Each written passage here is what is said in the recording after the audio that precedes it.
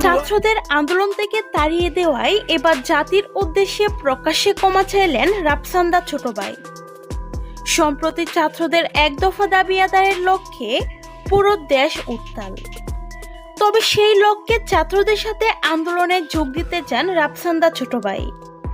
তবে রাফসান আন্দোলনে কোনোভাবেই যেন মানতে পারেননি ছাত্ররা। ভুয়া ভুয়া স্লোগানে আন্দোলন থেকে তাড়িয়ে দেন তাকে। তবে অনেকেই মনে করেন রাফসানকে আন্দোলন থেকে প্রতারিত করা কোনোভাবেই ঠিক হয়নি। তাই তো একজন লিখেছেন, আজকে রাফসানদার ছোট ভাইকে আন্দোলন থেকে অপমান করে বের করে দেওয়া হয়েছিল। অনেকেই মজা নিলেও কাজটা কিন্তু ঠিক হয়নি। রাফসান 16 জুলাই থেকে পোস্ট দিচ্ছিল, যেভাবেই নেমেছে নামো, বিভক্তি টানা ঠিক নয়। আমরা তার ব্যক্তিগত জীবনের জন্য তার ছাত্রত্ব লাইফটাকে ছোট করতে পারি না।